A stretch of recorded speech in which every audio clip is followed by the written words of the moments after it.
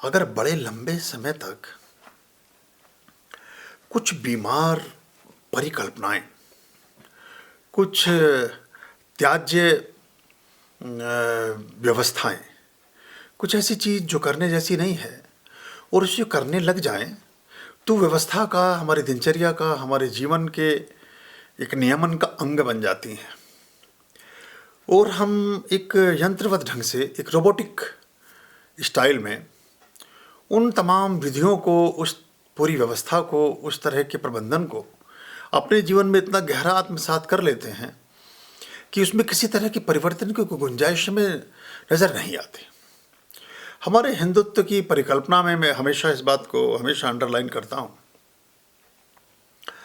कि जब सामने से लड़कर के कोई किसी को पराजित ना कर सकता हो, तो विजय पताकाओं को झुकाने के जो अदृश्य और अस्पष्ट और भ्रमित और भ्रम से भरे और संशयपूर्ण उपाय हो सकते हैं, कनिंग, चालाक और दुष्ट और दूसरे तरह के लोग फिर उन व्यवस्थाओं को धीरे धीरे उस चीज़ में शामिल कर देते हैं। आपको दूध पीने से सीधे सीधे मना करेंगे तो समझ नहीं आएगा ना। मेडिकल साइंस मना के, उदाहरण की बात कर रहा हूँ ना, कोई भी मना नहीं करेगा कि दूध में कोई अवगुण है, लेकिन दूध के बारे में ऐसी भ्रांतियाँ समाज में फैला दीजिए कि तमाम गुणों के होते होते भी अब दूध को पीना, टच करना, देखना सब बंद कर दें। वो एक ही बात हुई ना, ये भी तो विजय का ही एक तरीका हुआ। तो हमारे धर्म से संबंधित प्रकल्पों में, चीज़ों में कुछ ऐसी चीज़ें धीरे धीरे चिपका दी गई कि हमें लगा कि ये हमारे धर्म का हिस्सा है, जबकि वो हमारे धर्म में एक नीति नियोजन के तहत जो दुष्प्रभाव को लिए हुए था, जिसके पीछे दुर्भावना निहित थी, उसको दृष्टिगत रखते हुए विधर्मियों ने और बाकी लोगों ने उसको चिपकाया।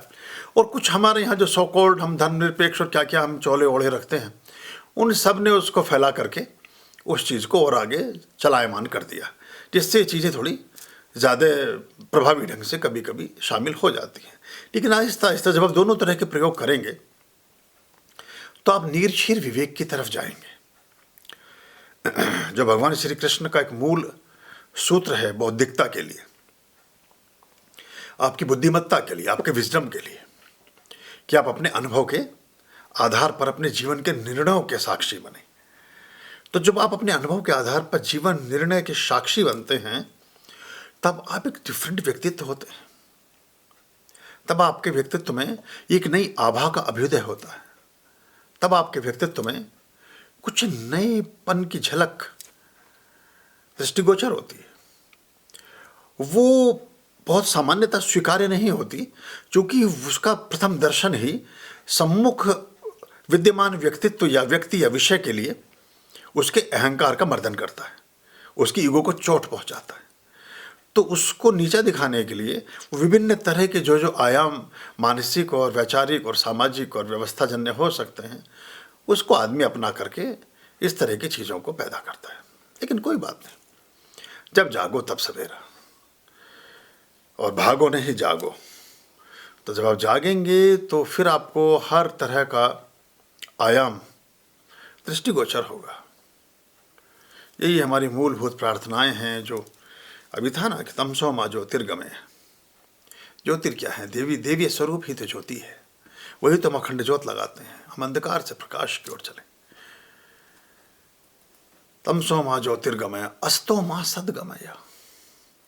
जितना भी असत्य है, जितना भी खराबी है, जितना भी खराब है, बुरा है, उससे हम सत्य की ओर, श्रेष्ठ की ओर, अच्छे की ओर अग्रसारित हो सकें। और अंत में आता है मृत्यु और माँ अमृतम गमय।